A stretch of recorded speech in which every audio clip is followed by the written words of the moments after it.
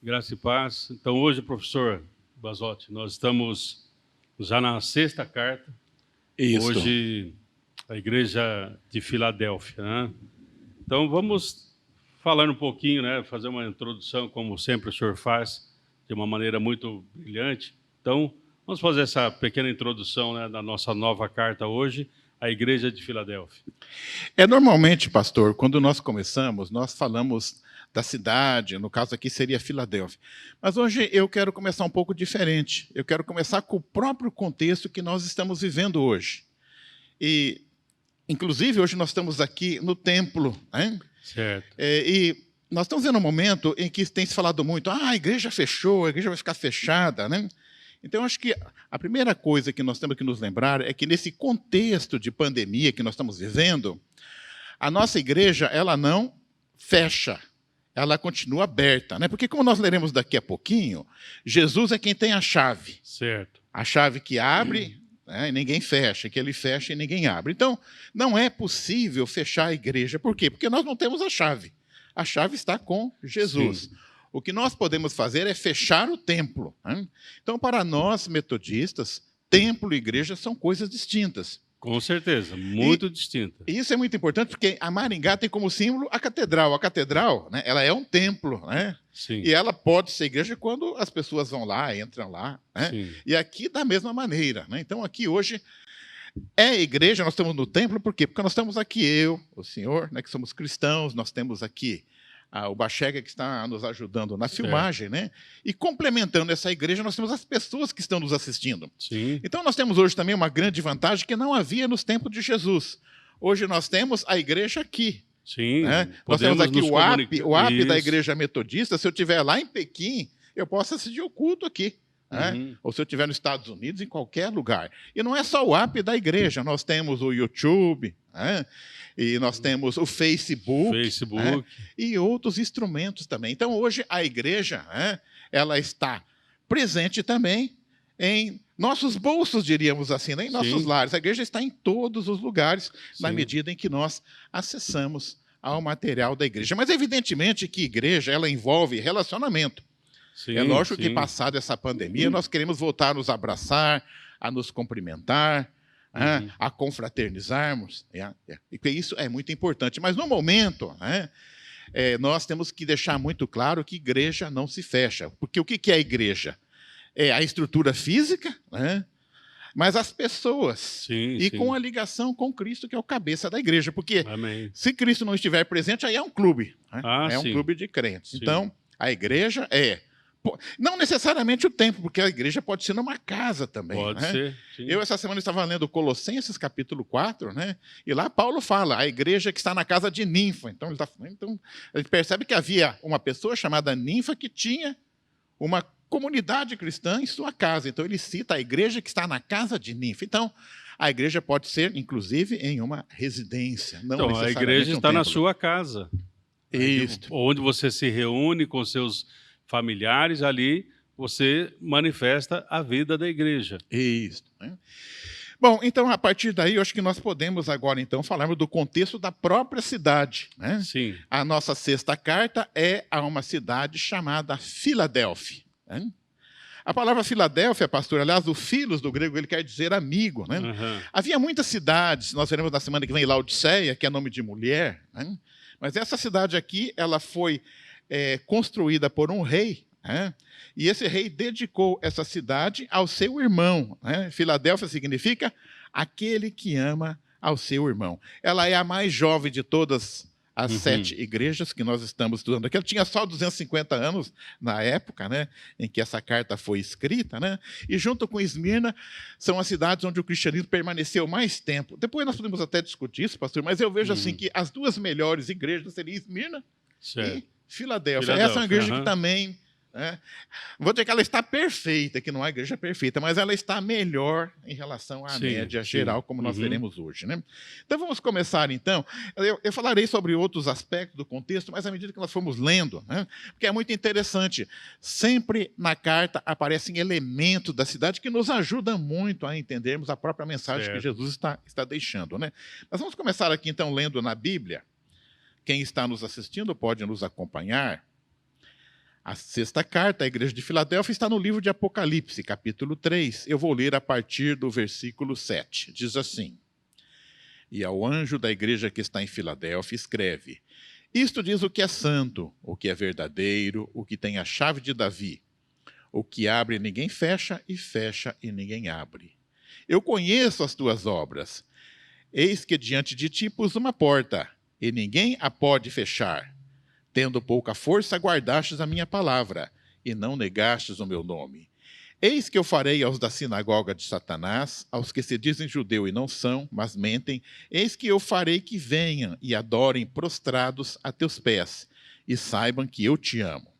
Como guardastes a palavra da minha paciência, também eu te guardarei na hora da tentação que há de vir sobre todo o mundo, para tentar os que habitam na terra. Eis que venho sem demora, guarda o que tens, para que ninguém tome a tua coroa. Ao que vencer, eu farei coluna no templo do meu Deus, e dele nunca sairá. E escreverei sobre ele o nome do meu Deus, e o nome da cidade do meu Deus, a nova Jerusalém, que desce do céu do meu Deus, e também o meu novo nome. Quem tem ouvidos, ouça o que o Espírito diz às igrejas. Esta, então, pastor, é a mensagem à igreja de Filadélfia. Pastor, fazendo um balanço geral, é interessante a palavra de Deus. Cada vez que a gente lê, parece que alguma coisa chama atenção. Né? Para mim, a marca desta igreja, né? Eu já vi, inclusive, contextualizar que essa seria a igreja equivalente à expansão do protestantismo com as missões, né, da Europa para os Estados Unidos. Né? Mas eu vejo que a marca para mim desta igreja é quando Jesus diz: esta igreja guarda a minha palavra. É algo que quase passa despercebido. E eu, na verdade, nunca tinha visto alguém comentar esse aspecto. Eu já estudei várias vezes esse texto. E eu não sei, desta vez me chamou a atenção, pastor, esse guarda, né? Eu até aqui, quando eu li isso, me veio ao coração Salmos 119, versículo 11, que diz assim: guardei a tua palavra no meu coração, para não pecar contra ti. Né? Então, esse guardar a palavra, pastor, é o que me chama a atenção e que eu entendo que vai fazer com que essa igreja esteja numa posição muito melhor do que as demais. Sim, sim. É interessante esta expressão, professor, porque como nós estudamos, né, um pouco, né, do contexto da cidade de Filadélfia, ela era uma cidade aberta para novas culturas. Ela foi... Principalmente o grego. Ela foi, vamos usar essa expressão, dominada ali pelos gregos, e aquela vizinhança, vamos dizer assim, que estava ali, até há um comentário, por exemplo, que em Lídia, né, quando entrou essa cultura greco, em 19 anos eles tinham perdido já o idioma natural deles. Ou seja, desaprenderam o idioma e só se falava grego. Né? Então, era uma cidade aberta a novas coisas, novas tendências, às novas modas e tal. Só que aí Jesus fala assim, olha, o ponto positivo que eu estou vendo em vocês, que mesmo diante de todas essas novidades que vocês estão vendo, ouvindo e faz parte da cidade, vocês mantêm, guardam a minha palavra. E guardar a palavra é ter o próprio Cristo no coração. Porque Jesus, ele é a palavra viva. Então, a palavra guardar tem o sentido de obediência, né, pastor? Sim, guardar no sentido, quem ouve, né, a estas palavras e obedece, diz lá no Sermão do Monte, né, que nós já vimos isso, você vai estar edificando sua casa sobre a rocha. Então, a edificação é você conhecer a palavra e você obedecer a palavra. Guardar.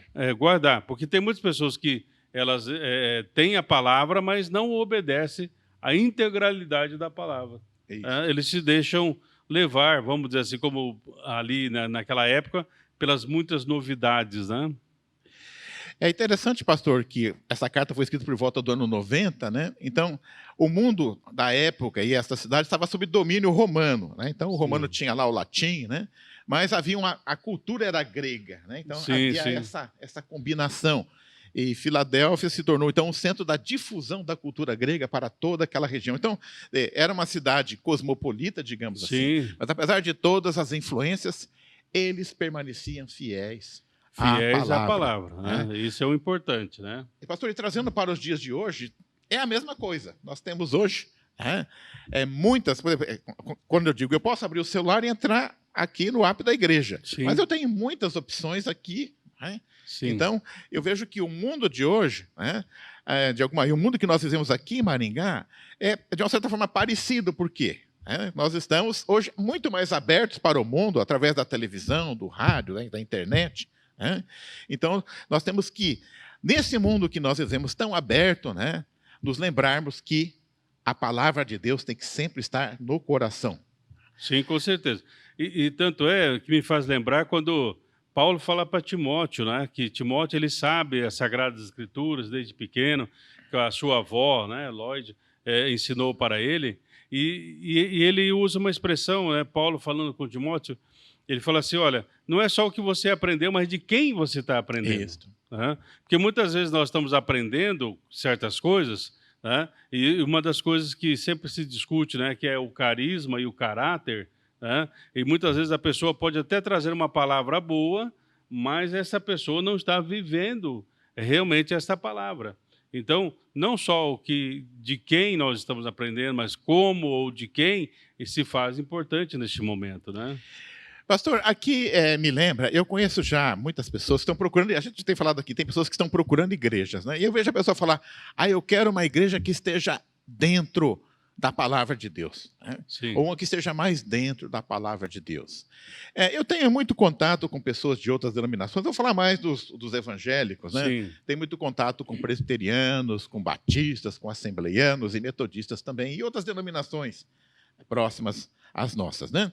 E aí o que eu vejo, né? Quando eu pego essas outras denominações, é muito parecido, no básico, né? Eles guardam os 10 mandamentos, os princípios éticos são muito parecidos, tem algumas diferenças doutrinárias, né? Sim. Então, acho que aí o que nós temos que tomar um certo cuidado é o seguinte, quer dizer, não adianta também você procurar uma igreja e falar, eu vou passar para batista que parece que eles estão mais alinhados lá com a palavra. E eu chegar lá e continuar sendo o mesmo Roberto lá. Quer dizer, então, Sim. existem duas coisas importantes. A igreja, a palavra que a igreja oferece, mas é importante que você guarde, não vai ser que nem uma academia. Uma época eu frequentava a academia, e eu percebia, tinha uns indivíduos que iam na academia só para passear, pastor. Uhum. Como o cara paga lá, ele é agradável, ele vai tem uma lojinha que vende produtos da arte, ele compra e tal. Quer dizer, como ele paga, ninguém... Mas ele não vai ganhar. Não é porque você está na melhor academia da cidade... Que vai trazer o resultado. Né? Se você pagar, eles não vão te expulsar de lá. Então eu vi que muita gente ia para passear naquilo, tanto homens como mulheres. Então, também não adianta você pegar e falar, vou passar para digital, porque eles estão mais alinhados com a Bíblia. Você também vai ter que fazer a sua ginástica também, senão não vai ganhar massa muscular, né, pastor? Com certeza. Também faz lembrar assim, uma pequena piadinha, né? Onde a pessoa ela pagou 6 meses de academia, né? E depois de 6 meses, e ela aparecia de vez em quando lá, né? Aí depois de 6 meses ela foi cancelar a sua matrícula e falou assim, olha, eu vou cancelar porque eu não vi resultado nenhum. Né? Então tem muitas pessoas que são assim, vem na igreja, mas não deixa que a palavra vai vivificando o coração, vai transformando, vai renovando a mente, enfim, né? A palavra ela tem que se tornar viva e eficaz nas nossas vidas. Isso. Né? Para isso nós temos que misturar fé, nós temos que andar pela fé, enfim, que vai trazer esses resultados. Né? Então, por exemplo, eu vi esses dias, né, no Facebook lá, e parece assim, cada dia a pessoa fala assim, comprei a Bíblia de Jerusalém, no outro dia, comprei a Bíblia do Peregrino, eu comprei a Bíblia tal, né? O cara já me mostrou umas 10 Bíblias, mas até agora ele não falou o que ele leu na Bíblia. Né? Então não adianta... Eu estou com a palavra e não abro. Não, tem pessoas que... Ele fala assim, eu tenho uma coleção de Bíblias em casa. Eu tenho Bíblia de tudo quanto é tradução. Adote uma tradução e leia essa palavra e deixe que a palavra se torne viva e eficaz no teu coração e mude a sua vida. A palavra tem que ser, né, para mudar a nossa vida. Então, eu também vou contar, pastor, há não muito tempo eu fui numa reunião de oração e chegou um cidadão lá que disse que tinha lá 200 versões no celular dele, né? Uhum. Só que na hora da leitura ele não achava a versão em português, aí tivemos que prestar uma Bíblia para ele. Então... Não, Então, quer dizer, que você tenha uma Bíblia, mas use a Bíblia. Isso. Né? que ela seja até assim, meio deformadinha, riscadinha, entendeu? Toda tortinha, mas por quê? Porque você está usando. Agora tem Bíblias, né, novas, com capas bonitas, beiras douradas e Sim. tal, mas ele não consegue extrair a riqueza da própria palavra. Isso, exatamente. Bom, pastor, eu acho que aqui, quando nós temos a mensagem de guardar a palavra, nós temos que retroceder um pouquinho no seguinte sentido. Só vai guardar a palavra quem conhece. Então, fica implícito para mim que você tem que estudar. Né? E Jesus, eu não me lembro de Jesus ter dado o seguinte conselho: leia as Escrituras. O conselho dele é examinar. E para mim, examinar é um pouco diferente de você ler. Porque ler, eu posso pegar um jornal lá, está ligado, tomando um cafezinho. Então, eu acho que quando Jesus fala examinar, é diferente. Quer dizer, você tem que dedicar um tempo, né, um local de silêncio, espírito de oração, meditação. E você examinando e não a leitura superficial, você incorpora a palavra. E aí você pode praticar, porque ninguém pode praticar a palavra sem saber, sem entender. Sem conhecer, né? Então, essa meditação, medita na lei do Senhor dia e noite. Quer dizer, eu leio um trecho ali da palavra, um capítulo, 2, tal. Não é fazer maratona, né, de leitura bíblica. Nós temos muitos planos de leitura. Então, não é só o plano de leitura, mas é como que eu vou meditar naquilo que eu estou lendo, como eu vou examinar aquilo que eu estou lendo. Né? Aqui, professor, quando nós vemos no versículo aqui 7, fala assim, ao anjo da igreja em Filadélfia, escreve, essas coisas diz o santo, o verdadeiro. Então, cada dia, aqui não fala assim que é um santo, mas é o santo. Né? E é a verdade, né? Então, eu tenho que ter contato com esse Deus Santo, com essa palavra verdadeira, e para que esta palavra, dia a dia, possa se tornar realmente real, né, no meu coração, fazendo a divisão, né, de alma, espírito, enfim, para quê?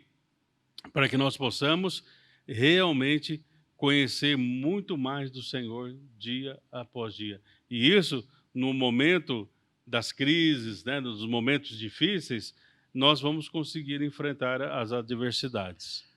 Conhecereis a verdade e a verdade vos libertará. Se você está angustiado, muitas vezes eu até, pastor, confesso aqui, às vezes eu assim, exagero assistindo muitos noticiários em relação a essa pandemia. É importante você se atualizar, mas às vezes eu até exagero, eu confesso. Então, acho que nós temos que equilibrar. Então, de repente, lá você já viu o Jornal Nacional inteirinho, você já viu como é que está toda... Né? Então, tire um tempo agora, quer dizer, né? Acalma-te, né? Abra a palavra, leia, medita. O que é esse vos libertará? Entende também, quer dizer, aquela aflição. Você vê as coisas, você fica carregado no sentido de ficar aflito, angustiado. Né? Fala, eu estou aqui, mas meu filho está saindo para trabalhar, né? Eu tenho lá um conhecido que está internado. Né? Então, isso nos angustia. Esse é o nosso contexto. Mas eu entendo que se você, ao ler a palavra, ao incorporar aquilo que a palavra tem, que é a verdade. Essa verdade, ela vai te libertar, ou seja, ela não vai resolver o problema no sentido literal, mas ela vai trazer para você o quê? Força para aquele dia da angústia. Isso. Né? E, por exemplo, até foi falado no início, né, professor? Então, quando a gente tem contato com o Deus Santo, com a palavra verdadeira, então nós vamos saber que ele tem a chave, ele tem toda a autoridade, né? O mundo pode estar caótico, mas ele abre para nós, né? Ele abriu para nós um novo e vivo caminho. Agora nós temos acesso até o trono da graça, como diz a palavra em Hebreus, a fim de encontrarmos socorro em tempo oportuno. Porque existem momentos que são mais difíceis do que os outros. E eu creio que nós estamos vivendo nos momentos difíceis, onde nós precisamos de socorro oportuno. E aonde nós vamos? Crendo que ele tem a chave. O mundo pode estar, né, nesse caos, nessa situação adversa, mas Jesus, ele tem a chave. O Cristo que nós servimos agora, professor, por isso nós temos muito mais revelação do que esta igreja de Filadélfia. Nós temos a Bíblia inteira aqui que eles não tinham. Eles não tinham. E agora nós estamos falando do Jesus que tem a chave e tem toda a autoridade no céu e na terra. E ele tem promessas para nós, porque ele diz que para aqueles que guardam, para assim, como guardastes a palavra da minha paciência, também eu te guardarei da hora da tentação que há de vir sobre todo mundo, para tentar os que habitam a terra. Ou seja, né? Vem a tentação, vem o aperto. Mas nós somos guardados pelo Senhor. Ele vai nos guardar. Isso, Né? é Ele quem Então, vai nos guardar. Essa confiança que vai gerar em nós a esperança, a convicção. Eu gosto de uma frase de um sermão do Martin Luther King, que ele fala assim, que quando você acredita realmente, você insiste, persiste e não desiste. Tá? Você vai em frente. Por quê? Porque Deus está com você. Tá? Deus caminha conosco. Eis que estou convosco todos os dias. Tá? Quando eu percebo que esse que está comigo todos os dias é esse que tem a chave, é esse que tem a palavra da vitória, é esse que me guarda no dia da tribulação, é esse que realmente pode fazer o que nós, humanamente, não podemos, então isso gera para nós uma grande percepção de que nós caminhamos para a eternidade. Eu me lembrei agora, pastor, de João capítulo 4, quando Jesus conversa com a mulher samaritana, e ela pergunta, qual é o lugar de adoração? É Jerusalém? É aqui em Samaria? Não, né? não. Uhum. E Jesus fala, ele dá uma profecia ali que se cumpre literalmente hoje. Ele diz, né? Chegarão dias em que adorareis, né? Em todos os lugares. Né? Então hoje, quer dizer, quando Jesus ele morre, ele ressuscita, né? Ele vence a morte, né? Ele se torna o vencedor. Sim. Né? Ele passa a ter aquele poder, né, que vem da sua própria moral. Né? Ele tem moral, né, para chegar para nós e falar, eu passei por tudo isso. Né? No mundo tereis aflições, mas eu venci. Uhum. Então ele tem esse poder, ele tem essa autoridade. E o que é melhor, né? Ele diz assim, há o que vencer. Né? Agora é importante aqui, que nós vamos falar agora da promessa, mas ele sempre, quando vai dar uma promessa, ele coloca ao que vencer. Quem vai vencer? É aquele que guardou a palavra. Quem guardou a palavra é o que examinou a palavra em espírito de oração. Então, há uma preciosa vitória, mas ela é ao que vencer. Ela é condicional. Então, nós temos que tomar posse também. É para todos. Deus não faz acepção de pessoas, mas vai tomar posse dessa grande bênção que ele vai colocar aqui, né? Aqueles que, né, foram fiéis. Né? Que ele diz assim, ó, eu farei coluna do templo do meu Deus, e dela nunca sairá. Escreverei sobre ele o nome do meu Deus e o nome da cidade do meu Deus, a Nova Jerusalém, que desce do céu. Pastor, esse coluna aqui, eu vi em várias passagens, dá a ideia que na igreja são aquelas pessoas que são assim, a base, é como lá nos primeiros anos da igreja, Pedro, Tiago, João, Paulo, né? Então, dá uma ideia aqui, inclusive, aqui esse coluna, na época, havia muitos, de todas as 7 igrejas, essa cidade tinha mais terremotos, ela sofria muito com terremotos.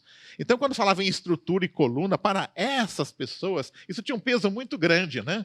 A ideia de ter uma estrutura firme que pudesse... porque os tremores a qualquer momento podia acontecer. Isso. Como muitas vezes, espiritualmente, emocionalmente, né? Nós estamos passando por um grande tremor agora, né? Isso, mas aqueles que guardam a palavra são as colunas da igreja, ou seja, eles vão permanecer. Sim, mantém a questão solidificada na palavra, que é Cristo, né?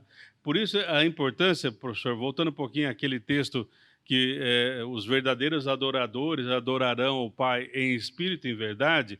Então, o que Jesus fala para a mulher samaritana não é o lugar, mas é a posição do seu coração. É isso. Né? Se você está em espírito e verdade, você vai adorar aqui no templo, você vai adorar na sua casa, você vai adorar no seu trabalho. Aonde você estiver, você é um adorador.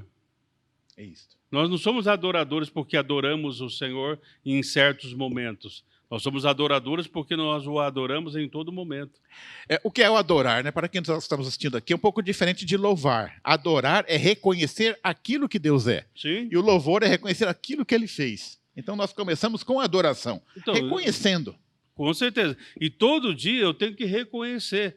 Eu estou tratando com o Deus Todo-Poderoso. Eu não estou, como diz o Salmo 115, com um Deus de barro, de pau, de pedra, que tem olhos, mas não vê, que tem ouvidos, mas não ouve. Não, nós estamos falando do Deus verdadeiro, aquele que veio, tomou a forma humana, morreu, ressuscitou e abriu para nós o novo e vivo caminho através do seu sangue. Isso, né? E é interessante, pastor, que nas 7 cartas, nós não comentamos nas semanas anteriores, Isso é repetido 7 vezes, porque são 7 cartas, e em todas as cartas, já na parte do fechamento, nós ouvimos assim: quem tem ouvidos, ouça o que o Espírito diz às igrejas, já chegando até no fechamento da carta aqui, que acontece em todas as outras. Eu entendo que todo mundo devia ter um par de ouvidos naquela época, como tem hoje. Né? Pastor, é muito raro alguém, né? Só aquele que o Pedro lá, o Malcolm lá, que o Pedro cortou ali. Mas, em geral, todo mundo tem um par de ouvidos. Então, aqui, quando Jesus fala quem tem ouvidos, eu entendo assim, é quem tem a capacidade de ouvir, entender e, voltamos a guardar a palavra. Então, porque ele examinou. Aí ele tem essa capacidade, né? Porque, por exemplo, aqui, professor, no versículo 8, né?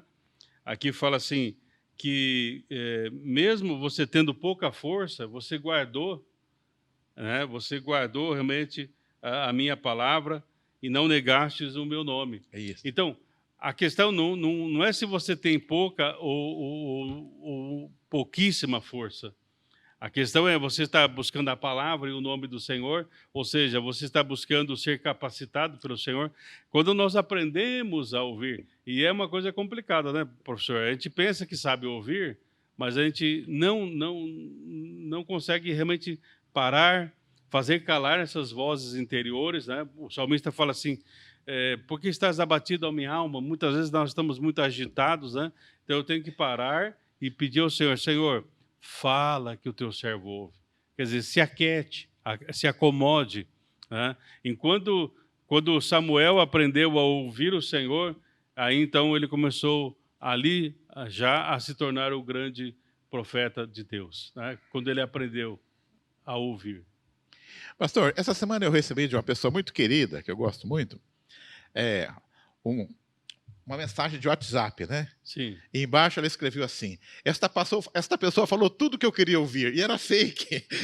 Então, eu acho interessante, a gente vive num mundo hoje, por isso que tem tanta fake news. Sim, Qual é o segredo do sucesso da fake news? O cara fala aquilo que você quer ouvir, né? Eu também ouvi, falei, puxa, eu também gostaria. Tudo que ele falou, puxa, seria tão bom se fosse verdade, né? Sim, sim. Aí você educadamente responde, pessoa que, infelizmente, é muito animadora a mensagem. Mas é mentira. Mas é mentira, né?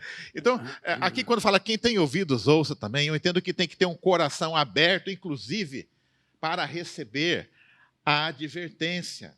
Eu entendo, inclusive, que quando nós somos exortados, a exortação que nós recebemos é no sentido de uma iluminação na sua vida.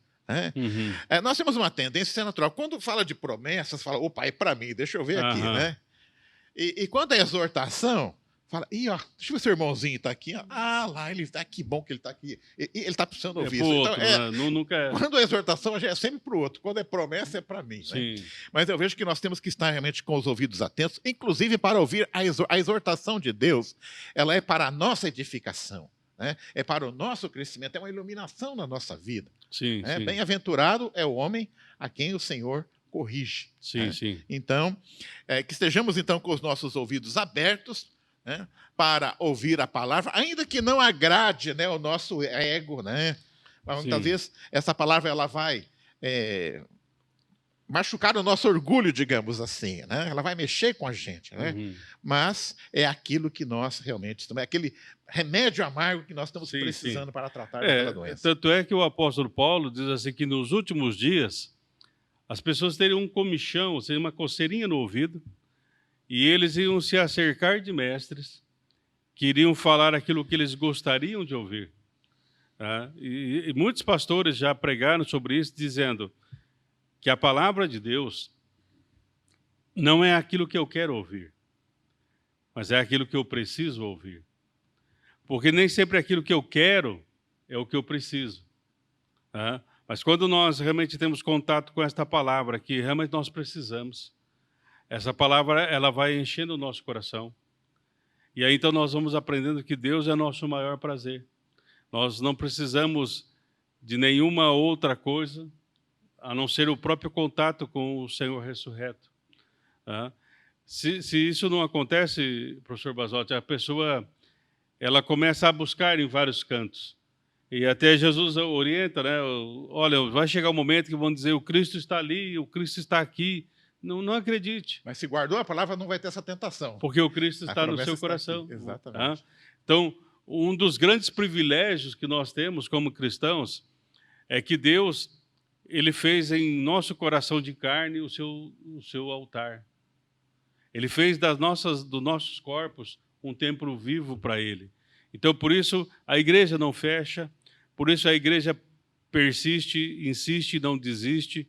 É por isso que nós continuamos esta caminhada e vamos ver o final de tudo isso. Né? Mas como muitos têm comentado, né, que nós possamos sair desse momento com mais fé, com mais clareza e aprendendo realmente a ouvir o Espírito Santo do Senhor em todos os momentos, né, professor? Pastor, enquanto o senhor falava, eu me lembrei do Salmo 119, versículo 105, que diz assim: lâmpada para os meus pés é a tua palavra e luz para o meu caminho. Certo. Eu, quando vi essa palavra a primeira vez, eu achei estranho, porque a lâmpada no local escuro ela é colocada na testa. É como você tem lá nas minas de carvão, os mineiros. Sim. E aí fala nos pés, né? Uhum. Quer dizer, se a lâmpada ela vai no pé, então você vai ter que, no lugar escuro que você não conhece, vai ter que andar devagarzinho. Então essa é a ideia, a lâmpada é para os pés, não é para a testa. Né? Porque de repente você está vendo lá na frente e tem um buraco aqui que você pode cair. Então a palavra de Deus, você examina ela passo a passo, ela vai te guiando, te mostrando onde estão, né, os abismos, você vai se desviando dos abismos e vai caminhando, sim. até atingir a estatura do varão perfeito, nosso modelo, que é Jesus Cristo. E realmente, professor, é passo a passo. Muitas vezes nós queremos dar saltos. Muitas vezes nós queremos fazer coisas que o Senhor não quer que façamos. Então é um passo de cada vez. Isso. Né? Isso me faz lembrar, assim, um autor que ele fala que ele estava assistindo, né, uma peça ali, um balé, né? E ele diz que ele ficou impressionado, né, quando um dos artistas, né, vem correndo e dá aquele salto, né? Ele se lança no ar e abre as pernas ali e tal, faz aquelas... Então, ele falou assim, foi uma coisa muito bonita de se ver. Né? Então, ele fala assim, que assim tem que ser a nossa vida. Né? Nós temos que ter essa coreografia trazida pelo Espírito Santo. Só que aí ele fala algo que me chamou a atenção quando ele diz assim, foi muito bonito o salto que ele deu, mas seria ridículo se ele quisesse voar. Tá? Então, muitas vezes, o Senhor quer e nos permite fazer alguns saltos, mas é passo a passo. Tá? É ridículo quando nós queremos ir além daquilo que Deus estabelece. E aí, então, jaz o pecado à porta. Né? Pastor, já encerrando, eu citei aqui várias passagens bíblicas aqui de cor. Então, pastor, eu posso dizer uma coisa, eu sou muito bom na teoria, o meu problema é na prática. Então, essa palavra hoje ela vai servir para mim, eu estou precisando melhorar. A teoria eu estou bom, pastor. Porque até assim, tem uma pequena historinha que eu gosto muito, né? Que é assim, diz que um missionário, ele foi para uma aldeia de índios lá, foi evangelizá-los, né? E ele então levou a Bíblia ali, ensinou eles a ler e tal, né? E aí, então, ele falou, então, se vocês continuem lendo tal, eu tenho que voltar lá para a minha terra e tal. Bom, passado 10 anos, né, diz a historinha, eu gosto dessa história porque ela diz, passou 10 anos, o missionário voltou lá naquela tribo africana, e aí, então, perguntou para eles, daí, como que vocês estão tal? E aí, vocês estão lendo a Bíblia? Aí o pessoal falou, nós chegamos até no capítulo 5 do livro de Mateus. Ou seja, eles tinham só o Novo Testamento, né? Então, eles tinham chegado no capítulo 5 do livro de Mateus. Aí o rapaz falou assim, o missionário, mas espera um pouco, 10 anos, vocês só chegaram no capítulo 5 do livro de Mateus? Aí, então, o cacique lá falou assim, nós conseguimos praticar só até aqui. Então, se ler até o capítulo 5 e praticar, irmão, amém, a porta do céu está aberta. Bom, pastor, então, da minha parte, eu encerraria a minha parte dizendo assim, vamos então ler a palavra, examinar a palavra, meditar na palavra e guardar a palavra. Não sejamos apenas teóricos, mas guardadores da palavra. Com certeza. E aí nós seremos, além de ser a igreja do Senhor aberta, nós seremos a igreja do amor fraternal. Amém. Amém.